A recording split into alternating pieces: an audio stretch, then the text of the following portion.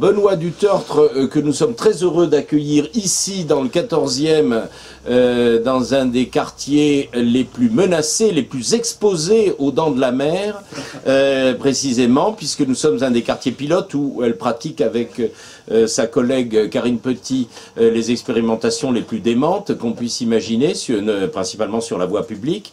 Donc nous avons enfin un ouvrage d'enquête sérieux qui vient d'être proposé par Benoît Dutertre, à qui je laisse immédiatement la parole. Voilà, je suis en terrain ami. Oui. Alors les dents de la mer, oui, bon, le jeu de mots est un petit peu facile, mais il a bien plu à mon éditeur et à pas mal de gens, donc finalement je l'ai choisi. Avec un sous-titre qui est Souffrance d'un piéton de Paris, qui est très important aussi, peut-être qui se rapporte même encore plus au livre que le premier titre. Bon, c'est un livre que j'ai écrit parce que j'aime Paris. Je suis pas un Parisien, comme beaucoup de Parisiens, je suis un provincial monté à Paris à 18-19 ans et tombé amoureux de cette ville, d'ailleurs tombé amoureux avant même d'y aller, c'est pour ça que j'y suis venu. Et j'ai aimé cette ville, mais j'ai vu aussi, dès mon arrivée à Paris, comment la ville se transformait, pas toujours pour le meilleur d'ailleurs, puisque c'était à la fin des années 70, c'était l'époque du trou des Halles, c'était après la destruction des Halles de Baltard, c'était après 2 décennies de travaux déments dans Paris, qu'on fait l'objet d'un très beau livre que je cite dans le mien d'ailleurs, qui s'appelle L'assassinat de Paris, de Louis Chevalier, grand historien de Paris. Ah oui. Et c'était donc, voilà, une forme d'assassinat de Paris. Et c'est vrai que j'ai eu, moi, le sentiment, comme Parisien, depuis maintenant presque 40 ans, et amoureux de cette ville, me promenant beaucoup dans la ville, que peut-être il y avait une nouvelle forme d'assassinat de Paris, qui ne passe pas tout à fait par les mêmes méthodes, qui ne consiste pas effectivement à raser des quartiers entiers pour construire des tours, comme on a fait Place d'Italie ou Place des Fêtes, ou à d'autres endroits, mais qui est quand même voilà, une transformation assez insidieuse de la ville au nom d'une nouvelle vertu, consistant à la fois à sauver la planète, à rendre la ville apparemment plus humaine pour ses habitants, et voilà, c'est quelque chose que je vis au jour le jour dans mes déambulations de Parisien, et les choses se passent pas du tout en fait, pour moi concrètement, à l'image du programme qui est affiché. Le programme, par exemple, alors j'habite au centre de Paris, tout près de Notre-Dame. Le programme, par exemple, c'est on va rendre la circulation plus douce. En l'occurrence, l'apaiser. Et l'apaiser. Bon, en l'occurrence, je n'ai jamais été aussi terrorisé dans mes promenades sur les trottoirs qu'aujourd'hui, ou quand je traverse une rue qu'aujourd'hui, parce que je suis un piéton impénitent, je devrais être un hidalguien parfait, un bobo type, je n'ai pas de voiture, j'ai jamais appris à conduire. C'est d'ailleurs la chose qui m'a donné envie d'écrire ce livre, c'est que j'en avais marre d'entendre ce discours dans lequel la ville nous faisait croire que elle s'opposait simplement au lobby automobile, qui était cette grande force menaçante, pour le bien de tous les autres Parisiens. Or, en l'occurrence, moi je fais partie de ces autres Parisiens, et voilà, j'ai vu ce que j'ai vu, c'est-à-dire donc la violence des circulations douces, la grossièreté parfois des cyclistes, des trottinettistes, etc. La condition de plus en plus difficile du piéton qui se trouve réduit sur une portion de trottoir. C'est les déplacements doux. C'est les nouvelles mobilités et les déplacements doux. Attention, parce qu'il y a une novlangue avec ça. C'est vrai, c'est une novlangue. Notamment, il y a des trottoirs maintenant qui sont diminués de moitié, simplement. Il y avait eu la période Potelet. Ça, c'était les Potelets, c'était plutôt les années 80-90, qui avait fait dire à Sioran cette phrase que je cite, l'événement le plus important de la seconde moitié du XXe siècle, c'est la disparition des trottoirs. Oui. Parce qu'il avait déjà l'impression de ne plus pouvoir vraiment déambuler sur les trottoirs. Maintenant, il y a des trottoirs qui sont carrément diminués de moitié, pour laisser place à la circulation des vélos, et on n'a pas intérêt à avoir un pied qui dépasse. Oui. Et puis, en plus, sur les trottoirs, maintenant, il y a les trottinettes, de toute manière. Et voilà. Les vélos, d'ailleurs. Donc ça, c'était la question de la douceur. il y a eu la question de la pollution mise en avant par la ville. Alors moi, il se trouve que j'habite dans un quartier central, donc pas loin des voies sur berge, et j'ai vu comment toute la circulation qu'on a interdite des voies sur berge est remontée vers la surface, et notamment vers les quais, qui était en fait historiquement beaucoup plus un lieu de promenade des Parisiens que les berges, parce que les berges dans l'histoire de Paris c'est très joli d'ailleurs, mais c'était une zone un peu abandonnée, utilisée par les mariniers, c'était pas franchement le lieu de promenade. Et donc toute la circulation est remontée vers ces quais supérieurs où sont les monuments, où sont les bouquinistes, où sont beaucoup de beauté de Paris, où c'est un enfer absolument autant qu'avant, sinon plus, puisque si la circulation a peut-être un peu diminué, elle s'est retrouvée concentrée sur des axes plus petits. Les malheureux banlieusards qui veulent rentrer chez eux cherchent des échappatoires. Donc toutes les petites rues où il n'y avait jamais de voitures sont envahies de voitures tous les soirs. C'est ça à peu près dans toute la zone centrale de Paris, par exemple, disons du boulevard Saint-Germain jusqu'à la rue de Rivoli. Chez moi, c'est ça absolument tous les soirs, sans parler des véhicules de secours bloqués dans les embouteillages puisqu'ils ne peuvent plus passer sur la voie sur berge. Donc la pollution, c'est pas vraiment ça non plus.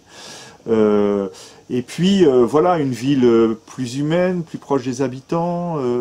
Moi j'ai vu aussi un autre phénomène, alors, dont la mairie ne me semble pas vraiment totalement responsable, mais c'est une tendance contre laquelle elle n'a pas lutté, en tout cas, c'est l'invasion des marques dans Paris, le remplacement peu à peu du petit commerce parisien par du commerce franchisé. Il n'y a plus que ça partout, dans certains quartiers. On a l'impression de se promener dans les allées d'un grand magasin, de n'importe quelle ville du monde, où on voit les mêmes logos de nourriture rapide, de lunettes de soleil, de savon de Provence, de fringues, de marques, etc. Et la ville se transforme comme ça en une espèce de galerie marchande. Ce que la ville, d'ailleurs, paradoxalement, encourage aussi, d'une certaine façon... par exemple en fermant des quartiers le dimanche à la circulation, alors on n'a plus le droit de passer, il y a des barrières, il y a des gardiens, et alors du coup la rue Rambuteau par exemple, ça ne devient plus qu'une espèce de galerie commerciale à ciel ouvert comme ça, et également les jours fériés. Et au fond j'ai eu le sentiment peu à peu que ceux qui gèrent cette ville n'aiment pas vraiment cette ville, ce qu'elle est, son caractère, ne la comprennent pas ou ne connaissent pas son histoire et veulent absolument en faire autre chose parce qu'ils veulent faire des grands projets, ils veulent même d'une certaine façon contraindre la population à changer sa façon de vivre, à s'adapter à ce que eux pensent être la nouvelle bonne façon de vivre. C'est pour ça que dans mon livre, qui est quand même un peu loufoque, il y a des scènes de fiction et de fantaisie où je fais intervenir un personnage qui ressemble comme deux gouttes d'eau à Madame Hidalgo et qui vient me persécuter jusque dans mon sommeil pour m'obliger à sortir faire du vélo. Et je la représente un peu, oui, comme une maîtresse d'école ou une monitrice de colonie de vacances, c'est-à-dire qu'elle est là pour nous apprendre comment est-ce qu'on doit vivre aujourd'hui. Et j'ai l'impression parfois que la mairie s'est fixée comme ça cette espèce de grande mission vertueuse au service de la planète, au service des grandes causes humaines, sociétales, au service des femmes, au service des prisonniers d'opinion. Il y a tous les jours sur le parvis de l'hôtel de ville, il y a une bonne cause qui s'affiche. Et moi, peu à peu, je suis arrivé au sentiment que, au fond, j'ai envie d'un maire assez modeste qui s'occupe de faire que la ville soit agréable pour ses habitants, qu'elle soit fonctionnelle, qu'elle marche, et pas d'un maire qui veuille nous obliger à refaire le monde et à changer avec lui de civilisation, de mode de vie. Et c'est ça que j'aime pas dans la politique actuelle de la ville, cet affichage continuel de grands projets, de grands bouleversements, etc., au lieu simplement de l'entretien de cette ville assez extraordinaire qu'est Paris, qui est le Paris d'Haussmann, qui a pu apparaître critiquable par certains aspects, mais qui a une cohérence assez fabuleuse. Le Paris d'Haussmann, évidemment, alors on a beau jeu toujours de me rétorquer, ben oui, justement, Haussmann, il a détruit un ancien Paris, lui aussi, et ça n'a pas dû être drôle pour les gens qui vivaient au milieu d'un chantier perpétuel, comme moi j'ai l'impression de vivre au milieu d'un chantier perpétuel, avec ces immondes barrières vertes qui ont fini par devenir ma terreur dans les rues de Paris. Certes, mais Haussmann a conçu une ville finalement extraordinairement homogène, avec une espèce d'organisation de la circulation entre ces grands boulevards, ces moyennes rues, ces petites rues qui fonctionnaient extraordinairement bien et dans lesquelles mes amis faisaient du vélo depuis bien longtemps sans avoir attendu les dernières réformes. C'était une ville qui était visionnaire parce que justement elle était propice à la circulation.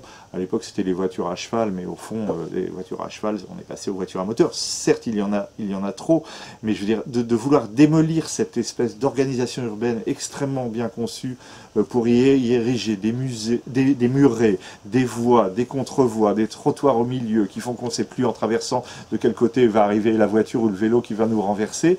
Je ne trouve pas ça très fructueux, voilà. Et toutes ces raisons additionnées m'ont donné envie d'écrire ce livre où je raconte aussi mon expérience d'habitant du quartier de Notre-Dame et le drame évidemment de cet incendie, mais aussi quelque chose qui s'est ajouté à Paris, alors dans cette période de gilets jaunes, etc., qui s'est ajouté à la gestion chaotique de la mairie, à ces chantiers partout, c'est les impératifs de sécurité, qui sont maintenant gérés aussi d'une façon extrêmement brutale par la préfecture de police, si bien que dès qu'il y a un problème, on boucle des quartiers entiers, on ne sait plus par où passer, et j'ai vu parfois, mais l'espèce de... Je fais une émission à la radio le samedi matin, mais la galère que ça pouvait être d'aller de chez moi jusqu'à la radio, entre les coins qui étaient bouchés par les chantiers, les autres qui étaient fermés pour des raisons de sécurité à cause d'une manifestation, le quartier entier fermé, on arrive à se dégager, on arrive aux Invalides, où la mairie a organisé une course d'automobiles propre, on n'en peut pas passer non plus, etc. Il y a comme ça cette espèce de bizarre réflexion de la ville, mais qui n'est pas propice à ce que j'aime, moi, c'est-à-dire la déambulation, le goût de Paris, la beauté de la promenade, les façades, des rues, des immeubles, etc. Voilà, c'est pas très drôle. Donc j'ai rassemblé toutes ces réflexions dans un certain nombre de chapitres où je parle de la circulation, du mobilier urbain, des mesures de sécurité, du festivisme organisé par la mairie qui semble s'être transformé en organisateur de parades. Ça, c'est le truc permanent. Moi, il me semble qu'une mairie, voilà, là encore, doit faire en sorte que les lieux de fête, les théâtres, les cafés, etc. de la ville fonctionnent et que les gens puissent s'y amuser s'ils ont envie. Mais la ville, maintenant, c'est vraiment sans arrêt une espèce d'animatrice aussi de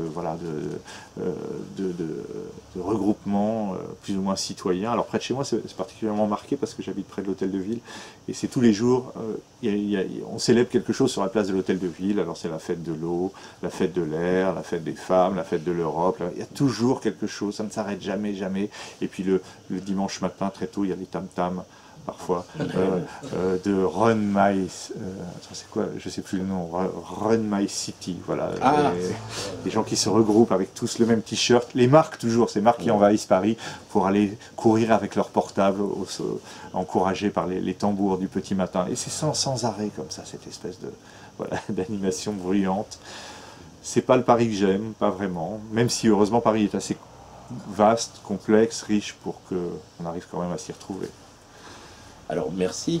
Il y a peut-être des questions, mais comme je vous l'ai expliqué tout à l'heure en préambule, vous êtes au cœur d'un des quartiers qui souffre donc le plus de tout ce que vous décrivez, qui n'est pas du tout un quartier ni haussmannien, ni propice a priori à la population de la reine-mère de Paris.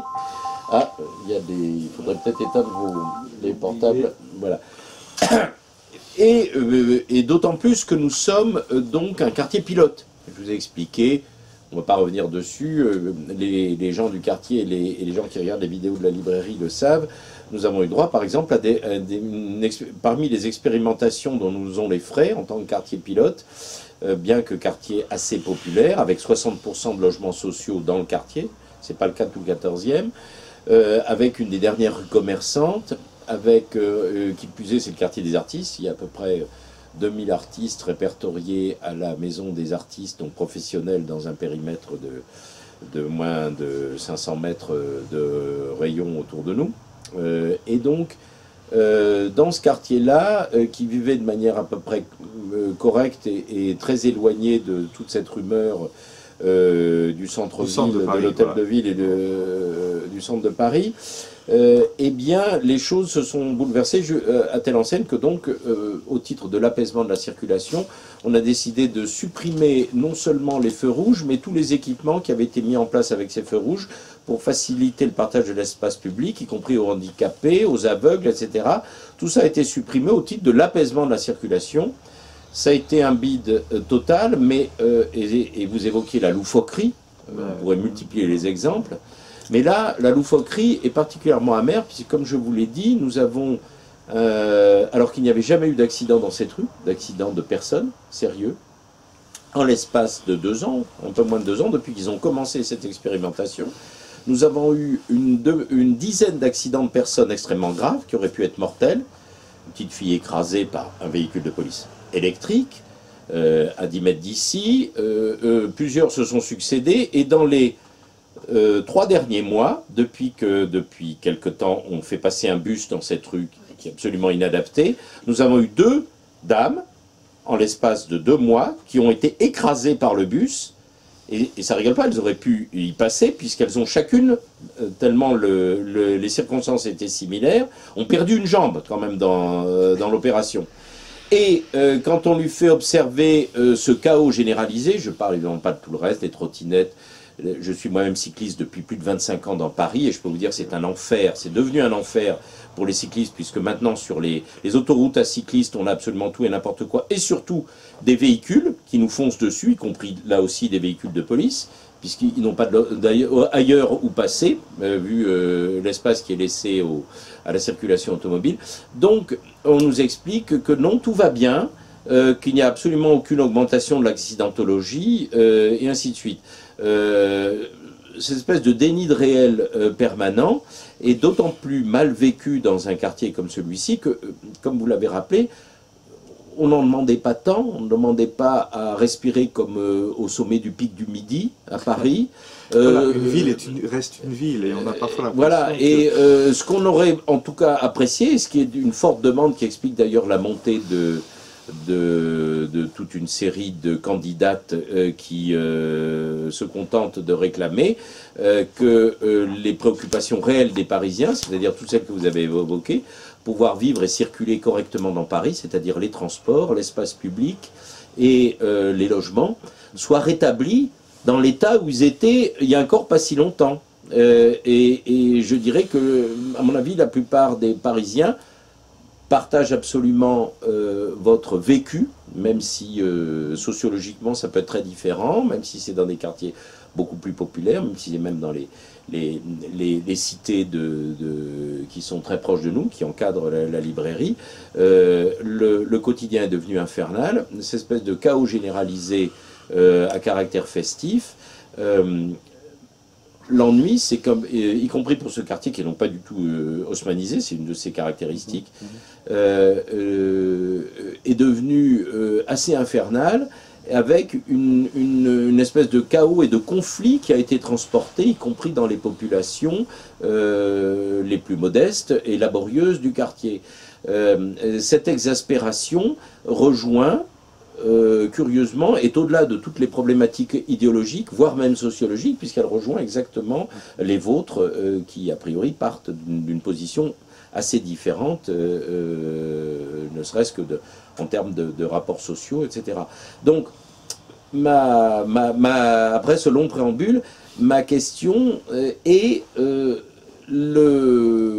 quel est votre sentiment donc de Parisien, non pas né à Paris comme moi quelques années avant vous, mais donc d'amoureux de Paris, qui appréciait finalement le caractère idéal du piéton de Paris, qui a donné lieu d'ailleurs à pas mal d'ouvrages. C'est la ville par excellence où on se déplace dans les grandes villes du monde, je crois que c'est une de celles, enfin dans les capitales du moins, où on se déplace de la manière la plus simple, la plus agréable, la plus économique, enfin on se déplaçait, et où maintenant, ne serait-ce que l'espace public est devenu un chaos infernal. Alors, ma question c'est, est-ce que, comme toujours on nous dit, oui, mais vous critiquez, mais vous ne proposez rien. Est-ce que vous trouveriez quelque chose à proposer, une doléance à transmettre par ce biais à Madame Hidalgo et à l'appareil municipal? Et sachez qu'elle sera transmise car ils regardent tous attentivement les vidéos de la librairie Tropique, que je me charge de leur faire parvenir, évidemment, illico. Ouais, j'ai d'ailleurs mis à la fin du livre un chapitre un peu loufoque où j'imagine un Paris, pas le Paris de mes rêves, enfin un Paris voilà, où j'aurais rétabli un certain nombre de choses que j'aimais dans cette ville et qui ont disparu. Mais c'est un chapitre, pour le coup, là aussi assez fantaisiste, puisque je vais jusqu'à rétablir des halles dans les halles, rouvrir la bourse du commerce pour le commerce, et même... une véritable fantasmagorie. Fantasmagorie. Mais, vous savez, moi je fais partie de la génération, peut-être vous aussi, où on a connu ça et on s'en plaignait pas du tout. On s'en plaignait pas du tout. Je maintiens bien sûr l'importance des gares dans Paris et je n'envisage pas du tout de les déplacer pour transformer la gare de l'Est en nouveau Central Park, voilà. ni délocaliser la gare du Nord comme le souhaite Cédric Villani en Seine-Saint-Denis. Et vous n'attendez pas 150 000 arbres non plus plantés. Je ne construis pas de forêt urbaine, mais oui. je me contente par exemple d'entretenir les merveilleux squares parisiens qui sont très très nombreux et qui sont, je dois dire, objectivement, pour l'expérience que j'ai d'un certain nombre de squares, en tout cas, pas très bien entretenus depuis un certain nombre d'années. Mais vous savez pourquoi ? Moi, j'ai connu les gardiens de squares dans tous les petits squares, ils ont quasiment disparu. Alors là, permettez-moi juste une incise. Est-ce que vous savez pourquoi il n'y a plus de gardiens de square ? Non, je ne sais pas. Parce qu'ils sont mobilisés pour constituer les effectifs à budget constant de la future police municipale. Ah oui, voilà. Tout simplement. Voilà. On réquisitionne les gardiens de square, donc les gardiens de square sont d'ailleurs ouverts à tout vent, y compris la nuit, avec ce qui, dans le quartier, c'est une source de protestation permanente également, mais également les vigiles qui surveillaient les bâtiments administratifs municipaux, tout ça pour constituer la future supposée police municipale qui a, entre parenthèses, qui n'a jamais existé, mais la police de la préfecture a également disparu des rues de Paris. C'est ça. Alors justement, parce que le premier square d'ailleurs, moi j'ai habité d'abord au-dessus d'un square dans le 14e, un très joli petit square derrière la gare Montparnasse qui s'appelle le square Gaston Batti. Et c'était merveilleux de ma fenêtre, je voyais le gardien tous les matins qui arrivait, qui ouvrait l'eau, qui nettoyait, qui s'occupait de son square comme une bonne mère ou un bon père. J'ai vu la différence ces dernières années avec le square Jean 23 qui est près de chez moi derrière Notre-Dame, qui malheureusement maintenant de toute façon est transformé en cité de chantier, mais on ne pouvait jamais trouver un gardien pour essayer de comprendre pourquoi la fontaine n'était plus jamais en fonctionnement, par exemple, peut-être pour des raisons de développement durable. Enfin bon, je veux dire, une fontaine d'eau en circuit fermé au pied de la cathédrale de Notre-Dame, c'était quand même joli. Donc voilà. Mais vous avez parfaitement raison. Une autre chose que je établirais, si je peux dire, dans Paris, c'est un certain contrôle justement physique de la circulation en ville pour la rendre effectivement moins agressive, plus fluide. Autrefois, il y avait ce métier qui semble avoir disparu, qui est celui des contractuels, hein, qui était là, pas seulement pour donner des contraventions, mais parce qu'aujourd'hui on a remplacé ça par un système filmé. Mais quand on filme quelqu'un et qu'on lui envoie une contravention parce que par exemple sa voiture bouche un couloir, on ne résout pas le problème de la voiture qui bouche le couloir. La voiture, elle bouche toujours le couloir, il va payer après, peut-être qu'il fera attention la fois suivante. Mais il n'y a donc plus aucune réglementation, ni des cyclistes, ni des trottinettistes, ni des voitures de livraison qui à n'importe quelle heure vont se mettre dans un couloir réservé à la circulation. Tout ça, ce sont des petits détails concrets de la vie, de la gestion d'une ville qui pourraient rendre effectivement la circulation plus fluide dans Paris sans en passer par une réflexion complète et un peu délirante de toutes les voies urbaines. Je pense aussi alors ça concerne davantage sans doute mon quartier que le vôtre, mais que je prendrai des mesures importantes pour lutter contre ces énormes véhicules qui sont là pour le tourisme, pour l'industrie touristique, pour charrier des flots de groupes de touristes d'un endroit à l'autre de Paris. Vous savez, ces grands bus à étages rouges, verts, jaunes, qui se sont multipliés, qui bouchent tous les carrefours, etc. Qui, je crois, n'apportent pas grand-chose, même à l'économie parisienne, parce que c'est des gens qui passent très vite, comme ça, ils visitent un monument, ils repartent à en général c'est Euro Disney Paris, voilà, les deux destinations. Et la ville a encouragé aussi ce développement de l'industrie touristique de façon volontaire pendant plusieurs années. Aujourd'hui, en campagne électorale, elle a un discours un peu plus nuancé sur la question, mais je trouve pas ça bien, non pas parce que je veux pas que les touristes viennent à Paris, qui est une ville merveilleuse, mais parce que moi, il me semble que chaque fois que j'ai visité une ville du monde, j'ai eu plaisir à utiliser les transports de la ville, à prendre le métro, à prendre l'autobus, à marcher, etc. Et on peut tellement le faire à Paris qu'on n'a pas besoin de créer comme ça une espèce de flotte qui, elle aussi, affiche ses marques, qui s'ajoute d'ailleurs aux autres marques de Vélib, de trottinettes, de boutiques, de bâtiments qu'on restaure avec le soutien d'une marque de téléphone. Ou de, voilà, y a là une dégradation de l'espace urbain par le commerce et le tourisme que je trouve un peu fâcheuse. Voilà, c'est des mesures assez simples, hein, assez concrètes, mais que par exemple je pourrais envisager de mettre en œuvre si j'étais directement acteur de la politique parisienne. En tout cas, en voilà quelques-unes. Mais je vais vous dire, alors là je vais choquer une partie de ceux qui nous écoutent, mais je pense que je rétablirai aussi une partie de la voie sur Berge, celle qui quand même contribuait à désengorger la rive droite entre la Concorde et la gare de Lyon, enfin à peu près. Je pense que bon, alors la Villa Beau, je veux dire, c'était une autoroute urbaine, oui, une autoroute urbaine, il y avait 2 voies, ça fonctionnait assez bien. Il n'y avait pas que des autoroutes urbaines, il y avait énormément de portions de berges qui étaient déjà réservées à la circulation, et je pense que celle de la rive gauche, même si elle était fermée à la circulation par Delanoë, aurait pu rester fermée, mais que ça a été quand même une assez grosse erreur, parce que on a voulu tout d'un coup, d'une façon brutale, tout changer, et résultat, le quartier du Louvre, de l'Hôtel de Ville, etc., sont devenus un petit peu un enfer permanent. Et que faire? Je veux dire, on a beau dire, l'offre de transport en commun pour les banlieusards n'est pas si brillante que ça pour leur permettre de trouver d'autres solutions. Alors il y a comme ça une espèce de mépris, comme ça, de dureté dans le comportement et dans le discours d'Anne Hidalgo pour ceux qui ne marchent pas, quoi. Ah, il y a un vrai dogmatisme. Elle a dit, voilà, ceux qui ne suivent pas ma politique de circulation, c'est un lobby conservateur. Ah bon? Je ne sais pas si les centaines de milliers de banlieusards qui viennent travailler à Paris sont vraiment un lobby conservateur.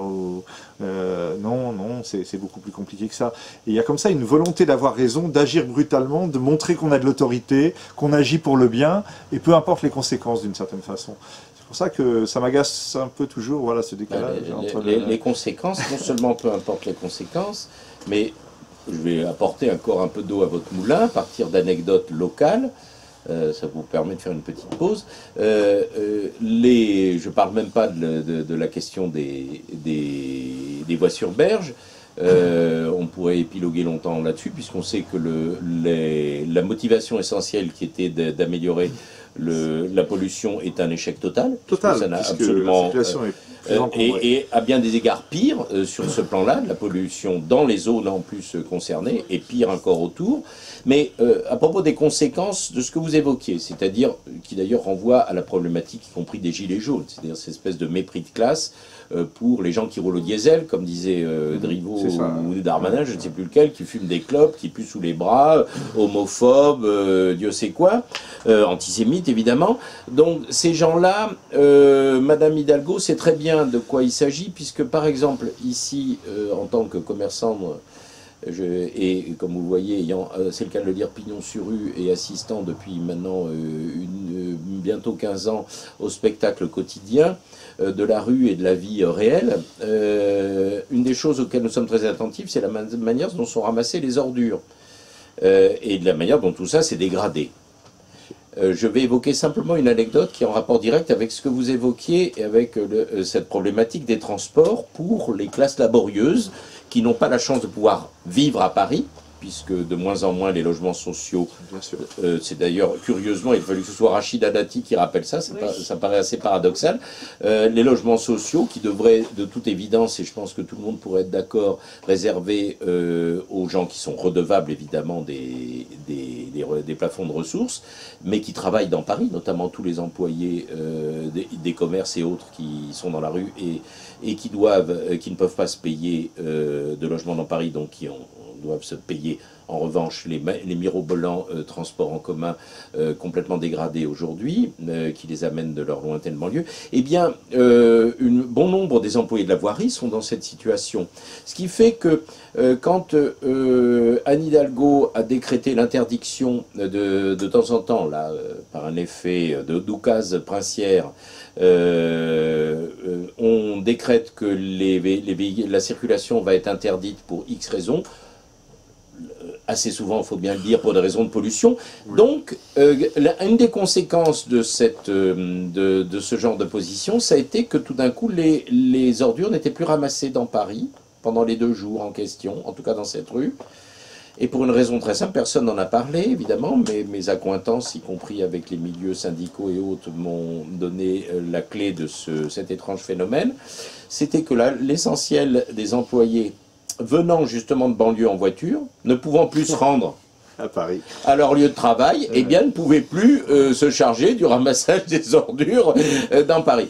Donc, ce micro-point, dans une logique fractale anecdotique, permet de prendre la mesure des conséquences absurdes de ces décisions dogmatiques et de ce mépris de la vie réelle des gens. De communication, c'est comme le jour sans voiture maintenant. Alors tout d'un coup, on ne sait pas pourquoi tel jour on n'a pas le droit de circuler dans Paris, la voiture est interdite. Alors on fait un grand affichage là-dessus, mais moi je me rappelle que pendant très longtemps, le dimanche était un jour très agréable, presque sans voiture, et le mois d'août était un jour très agréable, presque sans voiture.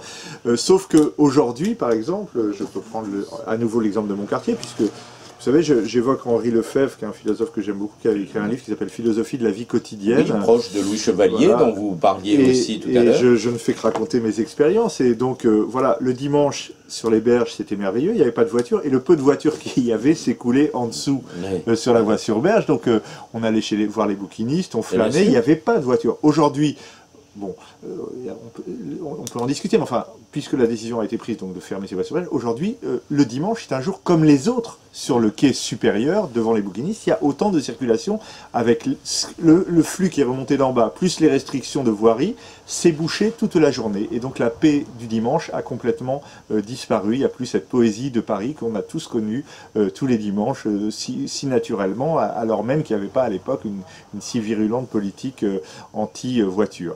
Alors évidemment, les Parisiens peuvent descendre en bas dans ce lieu merveilleux, ainsi décrit par Anne Hidalgo, à pied, à vélo, en trottinette, en poussette, les joggeurs et les flâneurs ont fait du patrimoine parisien une autoroute urbaine, joyeuse et citoyenne, oui. Le moyen le plus rapide de traverser la ville. J'aime bien l'idée d'autoroute citoyenne. Oui. Ça devient une autoroute, hein, parce que les vélos, les poussettes et tout, mais effectivement, ça va pas très bien. Parce que ce sont tous ces véhicules à roues qui se croisent.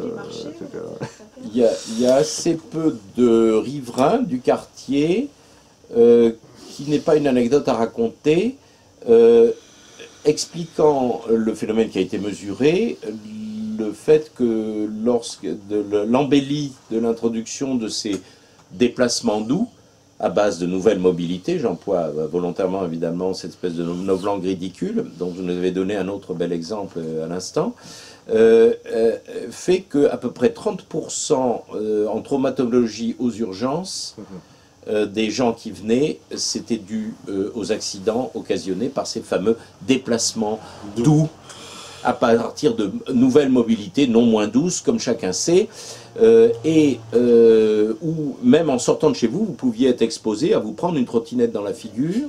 Des voisins ici, ça a failli m'arriver bien sûr, mais il faut savoir qu'ici, pour les raisons que je vous ai expliquées, nous avons un des principaux centres de réinsertion professionnels des non-voyants, des aveugles de la région parisienne, d'où l'excellente idée de supprimer tous les dispositifs destinés à leur faciliter l'espace public.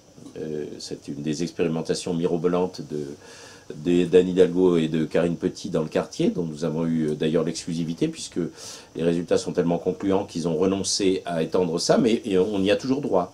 Donc, cette espèce de mépris pour les plus faibles que ce soit, pour ceux qui n'ont pas l'espèce de vécu festif et le même désœuvrement indolent que tous ces bobos insupportables de l'équipe municipale, comme ils sont assez nombreux, il y a une exaspération quand même très importante qui se manifeste. Mais on a parfois l'impression qu'ils n'aiment pas vraiment la vie urbaine, quoi. Que la vie parisienne, le style d'une ville, c'est quelque chose qui ne les concerne pas. Ils veulent créer autre chose de toute pièce, mais visiblement ils n'aiment pas la ville, et la ville effectivement c'est quelque chose qui marche avec des feux. Bonjour, je suis Catherine Bruno, j'habite le quartier depuis 30 ans et je suis pratiquement aveugle, même si j'ai des lunettes blanches. Et je connais bien le quartier puisque je me déplace d'ailleurs avec une télécommande pour actionner les feux. Sauf que le 21 novembre dernier, j'ai voulu traverser, c'était tard, c'était 6h30, il faisait nuit, et comme ma télécommande ne marchait pas, j'ai commencé à traverser. Et à arriver au milieu, j'ai vu une moto arriver, le phare que j'ai tourné vers moi, très près, et donc j'ai eu vraiment peur. Heureusement qu'il y a des piétons qui m'ont aidé à finir ma traversée. Mais depuis que ces feux ont été supprimés du jour au lendemain, sans informer les personnes qui y habitent, eh bien c'est devenu un quartier moins agréable et où la loi du plus fort prédomine. Oui, d'où votre nouvelle tenue de sécurité d'ailleurs. Oui, effectivement, j'avais une tenue que j'avais achetée il n'y a pas longtemps.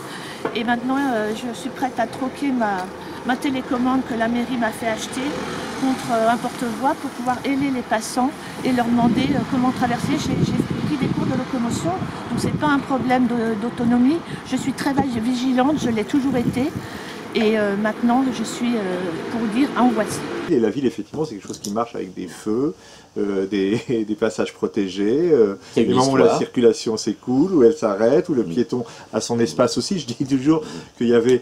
Moi, j'ai l'impression qu'il y avait entre les piétons, malgré tout... Pourtant, j'ai écrit il y a des années un petit essai qui s'appelait « Le grand embouteillage », où je me révoltais contre l'excès de voitures dans notre société. Mais néanmoins, il y avait une espèce de... Vous savez, c'était un peu comme entre les communistes et les gaullistes, entre les automobilistes et les piétons, il y avait une espèce d'organisation qui fonctionnait. Chacun avait son territoire, c'était réglementé par les feux, par les passages, et finalement on arrivait à cohabiter assez bien comme ça. Oui, mais vous vous souvenez du slogan, vous ne vous souvenez peut-être pas du slogan de Cohn-Bendit, voilà. Qui préfigure la bande oui, de Neuneu qu'on a aujourd'hui, c'était 10 ans de gaulo-communisme, ça suffit. Moi je suis un gaulo-communiste. Alors maintenant ils le mettent en pratique. Et voilà, et on a le résultat époustouflant de ces transhumains maintenant qui ne savent même plus marcher, hein, parce que c'est quand même des prothèses pour des déficiences, des handicaps acquis.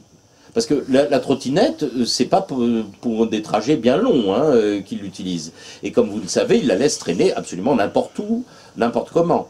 Donc on est dans une espèce d'hédonisme narcissique, égocentrique, absolument insupportable, avec même mépris de tout ce qui n'est pas moi autour de moi.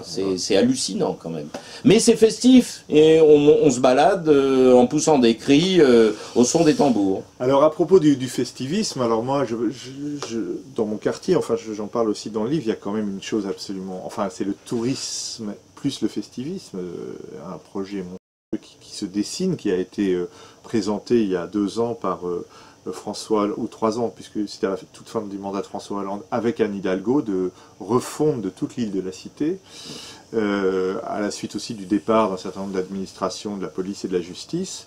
Et alors là, c'est carrément, clairement, la transformation de l'île en une grande base pour l'industrie touristique, qui a déjà commencé d'ailleurs, puisque l'Hôtel-Dieu, la PHP, présidée par ailleurs par la ville, a d'ores et déjà cédé 1/3 de son bâtiment à des activités de commerce, de restauration, etc. C'est-à-dire toute la partie qui donne sur le parvis de Notre-Dame, et donc va être entièrement consacrée dorénavant au tourisme. Et comme la ville, malgré tout, et la PHP ne veulent pas donner l'impression qu'on fait un hôpital, du coup on va reconstruire des bâtiments dans les cours de l'Hôtel-Dieu, qui pourtant était une des seules aérations du quartier d'habitation où je suis, qui est juste à côté. Voilà, un élément de cette réorganisation de l'île. Mais surtout, le marché aux fleurs est carrément menacé. Alors c'est quand même le plus joli endroit avec la place Dauphine de toute l'île de la Cité. C'est vraiment, voilà, un petit bijou voilà, de mobilier urbain parisien de la fin du 19e siècle, avec ses pavillons verts, avec ses fontaines Wallace, avec ses commerces de fleurs, etc. Et jamais personne n'a demandé à ce qu'on nous débarrasse du marché aux fleurs. Alors, pas plus que la moindre de leurs décisions n'est motivée par une demande quelconque des Parisiens. Il semble que Anne Hidalgo, un jour, lors d'une visite au moment du passage de la Reine d'Angleterre, est passée au marché aux fleurs avec son équipe et a trouvé que c'était un peu mort. Ah, voilà, ça manquait de tambour.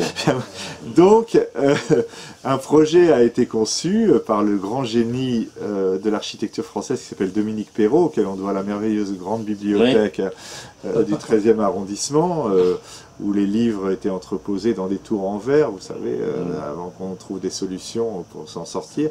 Et il a également conçu le projet de refaire tout le marché aux fleurs et de le recouvrir d'une grande cloche de verre, dans laquelle on pourra développer des animations également pour la clientèle parisienne, touristique et autres.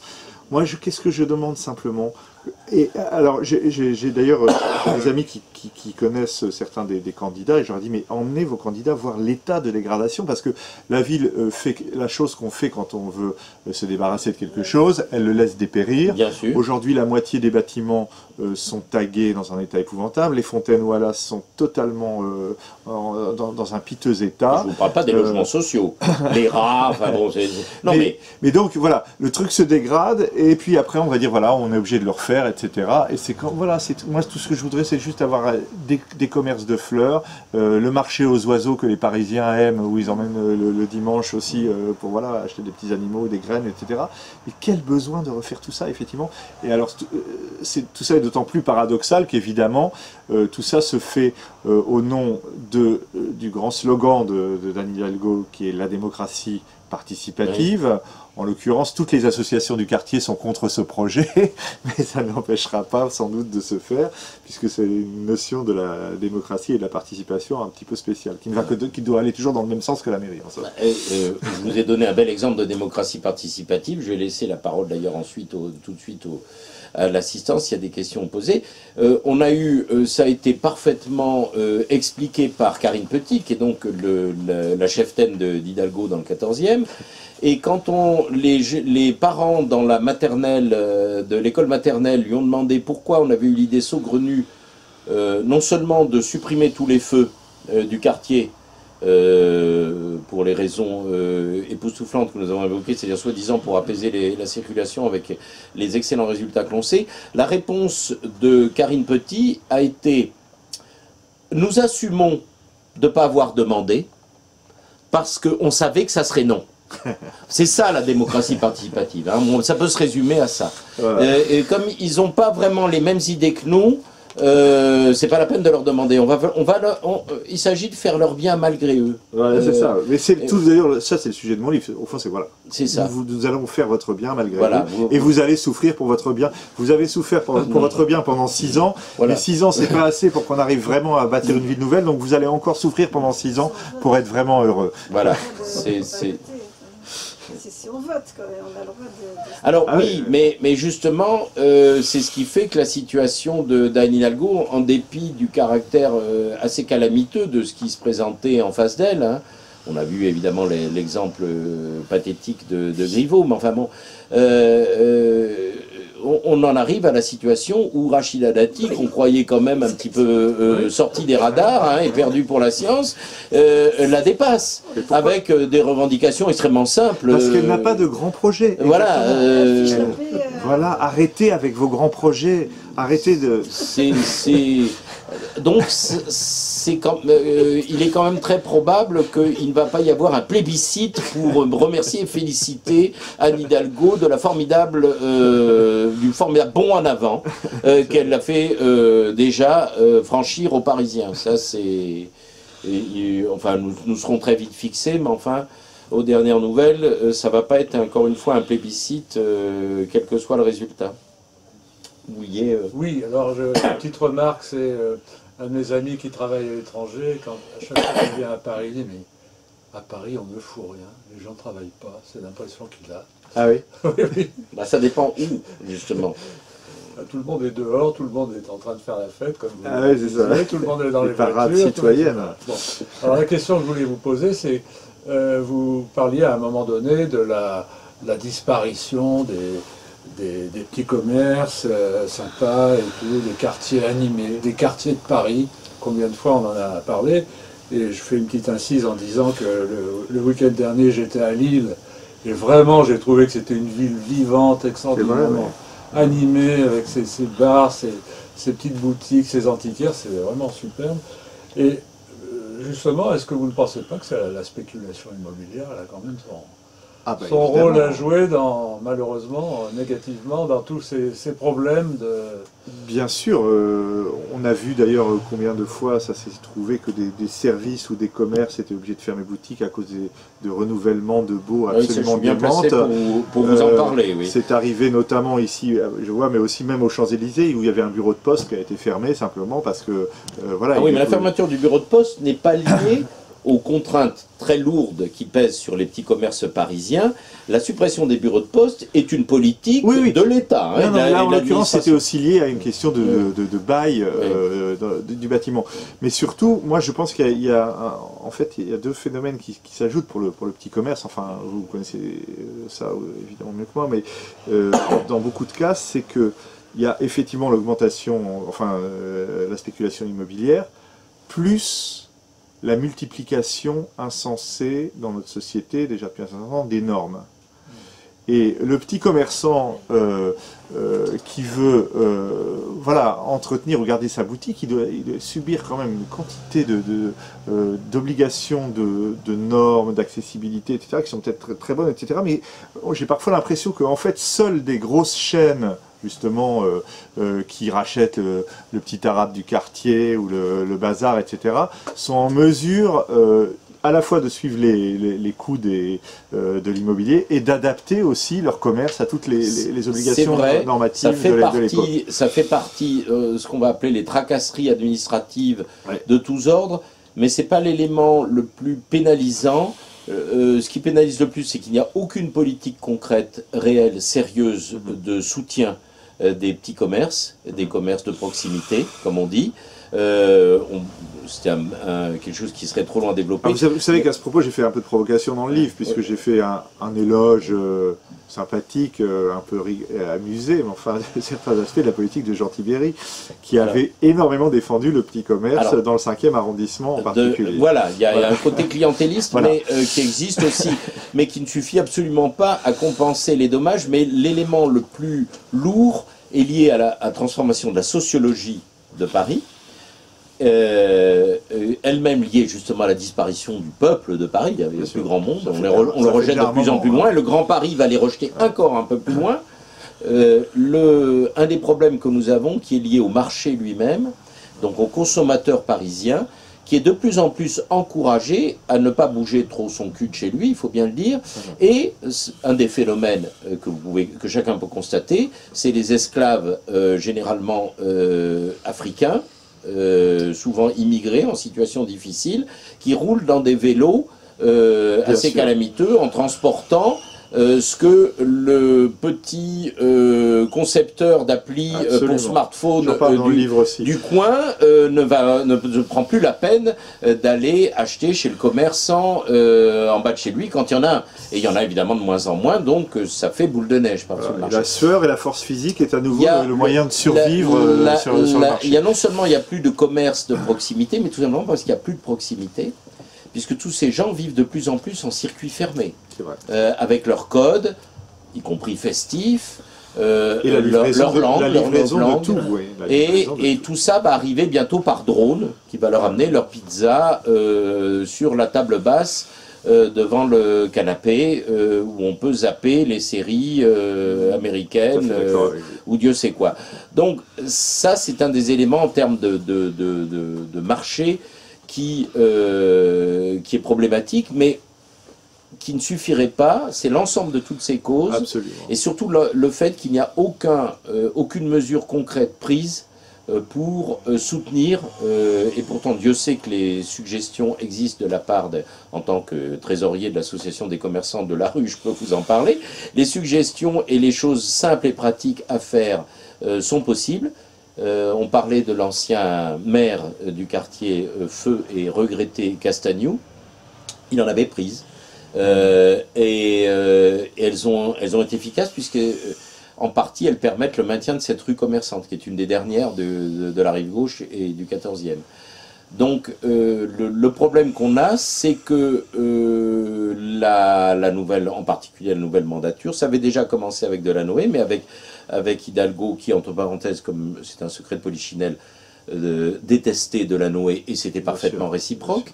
Ça ne les a pas empêchés de nous jouer Embrassons-nous Folleville au moment de la passation de pouvoir. Mais Delanoë était quand même plus professionnel. Et toutes les objections que vous faites, bien qu'il était entouré de gens qui l'entraînaient vers ce que nous avons aujourd'hui, et que cette mutation ne date pas d'Hidalgo, ont été écartées. Et là, maintenant, on est vraiment dans une espèce de délire et de déni de réel, d'une espèce de petite coterie mondaine qui se regarde et qui se fait des selfies mutuels dans son smartphone, et pour qui la vie, la vraie vie, c'est ça. Ouais. Et donc, évidemment, la vraie proximité, le fait que les gens sont contents dans un quartier comme celui-là de pouvoir, quasiment en pantoufles, aller faire leurs courses, aller aussi bien acheter des livres que les victuailles, le bazar, de trouver une supérette, un cinéma, des bistrots, une demi-douzaine de boulangeries, 4 boucheries, des commerces de fruits et légumes, des drogueries et une librairie dans un rayon de 500 mètres. Tout ça, pour tous ceux qui en bénéficient, c'est un confort de vie incomparable. Mais il faut Paris reste pour ça, et d'ailleurs une ville exceptionnelle malgré tout aujourd'hui encore. C'est devenu un confort de vie de privilégié. Absolument. C'est devenu une des valeurs ajoutées considérables du quartier pour tous ceux qui apprécient évidemment ce mode de vie. Mais rien n'est fait pour le développer. Et je dirais même au contraire. Disent ce qu'il faut faire, ce qui est bien, mais elle vit pas comme ça. Elle prend le taxi, elle roule sur le périph', je sais pas quelle. Ah oui, elle vit pas en métro. Elle vit pas en fonction des dogmes qu'elle prétend imposer aux autres. Oui, oui. Ça me met hors de moi. Vous connaissez la merveille. Et c'est vrai, l'idée qu'elle ose vraiment, comment dire, jeter des damnations sur les pauvres, banlieusards, conducteurs qui ont besoin de leur voiture. Elle fait pareil. Enfin, vous la voyez en métro et en vélo? Vous connaissez la merveilleuse photo avec la reine d'Angleterre? Décrivez-la, je la mettrai à l'image. Alors, Anne Hidalgo et la reine d'Angleterre sont côte à côte à l'occasion d'une visite de la reine à Paris. Il pleut à verse. La reine d'Angleterre tient son parapluie. Anne Hidalgo, à côté d'elle, un homme de un valet qui lui tient son parapluie. La photo est très très drôle. Pour notre grande femme de gauche, je veux dire, de Paris. Il y a toute une cour autour de la reine. Oui. Mais d'un autre côté, elle ne s'est pas élue toute seule. Ah non. L'ennui, et d'ailleurs... C'est le problème aussi de Cédric Villani, qu'il a quand même été le président du comité de soutien d'Anne Hidalgo lors de son élection. Entre autres, mais enfin là ils sont tous, comme on est en train de le voir, en train de se tenir par la barbichette, ne sachant pas trop ce qui va se produire, et étant sans doute conduit à une grande coalition, comme on dit en Allemagne.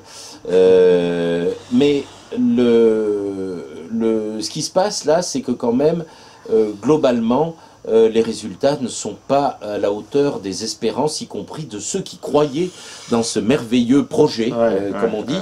Et on n'a pas même parlé de ce qui nous attend avec, entre autres choses, les Jeux Olympiques et autres menaces terrifiantes à venir, y compris en termes de conséquences financières pour le budget de Paris et donc des Parisiens, et ainsi de suite.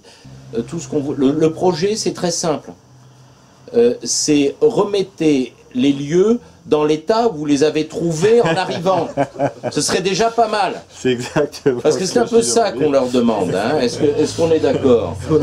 N'importe quel Parisien, parce que vos formidables entretenez cette ville merveilleuse, mirobolants, finissent par la rendre invivable par ceux qui y vivent vraiment et y travaillent surtout. Vous, spécialiste de la musique et de la chanson, de la bonne chanson, depuis quand on n'a pas écrit une chanson sur Paris? Alors c'est une réflexion assez importante parce que, en fait, on ne sait pas toujours, mais les Français ne savent plus, parce qu'aujourd'hui les Français croient que la chanson c'est un truc qui vient d'Amérique quasiment. Mais en fait Paris a été la plus grande ville de la chanson, a été la ville la plus chantée au monde, bien plus que Londres, que Rome, que Naples. Le nombre de chansons sur Paris, mais c'est quelque chose d'extraordinaire. Ça a été le grand musical parisien jusqu'aux années 60, a été unique dans son genre. Et effectivement, c'est quelque chose qui m'avait beaucoup frappé. C'est que bon, donc la chanson parisienne, ça a commencé avec le café-concert, puis après il y a eu le musical, etc. Et à partir du début du XXe siècle, c'est devenu une chanson sur Paris. Ça a commencé avec Bruant, c'était pas seulement la chanson de Paris, c'était la chanson sur Paris. Et ça a été Damia, ça a été Piaf, ça a été Fréhel, ça a été Trenet, ça a été tout ce qu'on veut, Maurice Chevalier. Et puis encore, ça a été le Paris de Léo Ferré, le Paris de Cora Vauquer et de tout ça.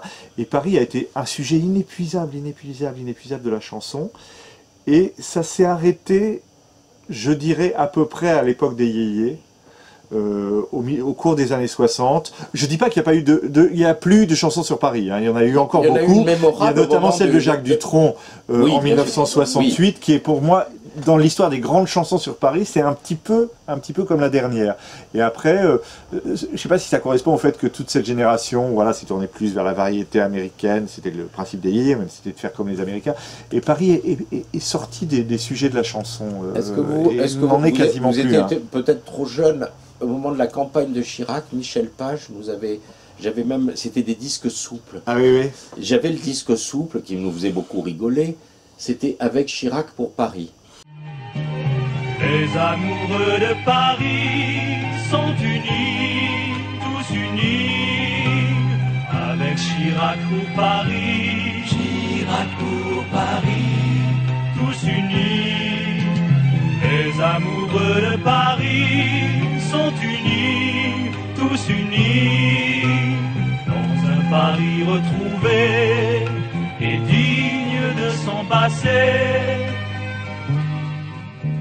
Vous avez non, je vous ai la matière. Hein.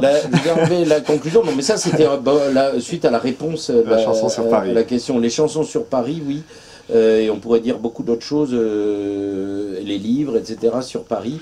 C'est vrai qu'ils font tous référence à un avant. Alors on va vous dire, ah oui, mais vous êtes sur le mode de c'était mieux avant. Ben non. Oui, et même dans la littérature, Paris continue d'être un sujet, non. C'est vraiment dans la chanson qu'il y a une espèce de rupture. C'est très frappante, effectivement. Mais ce qui correspond un peu à la fin aussi du grand musical parisien. Enfin, alors, le grand musical parisien, c'est peut-être ce que nous propose, mais sous une forme instituée, la mairie de Paris. Non, parce que comme je le dis dans mon livre, malheureusement, justement, dans l'histoire parisienne, parce que ces gens n'aiment pas la ville ni l'histoire de Paris. Et il se trouve alors c'est pas tout à fait le musical, mais enfin, il y a à Paris un grand théâtre musical qui depuis un siècle et demi présente des grands spectacles musicaux, qui était le théâtre du Châtelet, et ça ne s'est jamais arrêté, même quand c'est devenu plus ou moins un opéra, puis après avec le précédent directeur, on y a fait beaucoup de comédie musicale, avant on y faisait de l'opérette, on peut discuter du genre, mais ça a toujours été un lieu de fabrication avec les forces vives parisiennes de grands spectacles musicaux. Ça s'est complètement arrêté. De spectacles populaires. Et populaire. Ça s'est complètement arrêté depuis la réouverture avec la nouvelle direction mise en place par Anne Hidalgo. Aujourd'hui, c'est devenu une maison de la culture lambda où on nous propose des séries de spectacles sur le genre, sur l'immigration, etc. Des choses qui sont généralement des choses parlées, sans grande construction musicale, sans utilisation d'orchestre, de chanteurs, on est loin du de chanteur décors. de Mexico. Non, c'est complètement on est loin de Luis Mariano. Le théâtre musical de Paris n'est plus un théâtre musical. Il fait à peu près le même. Je dis pas qu'il y a que des mauvaises choses, mais le même genre de programmation que le théâtre de la ville en face. Il n'y a plus le grand théâtre musical parisien, c'est fini. La conférencière qui nous parlait du 14e, de Georges Brassens, rappelait que Brassens occupé Bobino pendant 6 mois Bien de sûr, suite. Bobino, tout près Bobino, d'ici, qui est rue de la Gaîté. Oui. Enfin, Il est le resté nouveau pendant 6 Bobino, mois c'est pas de suite. l'ancien. Enfin, Et ça se voit plus. Hein. C'est ce qu'il a d'ailleurs épuisé, le pauvre. Ouais. Voilà. Et oui. Alors, Merci en tout cas pour votre accueil. en tout cas, merci, bravo. Merci.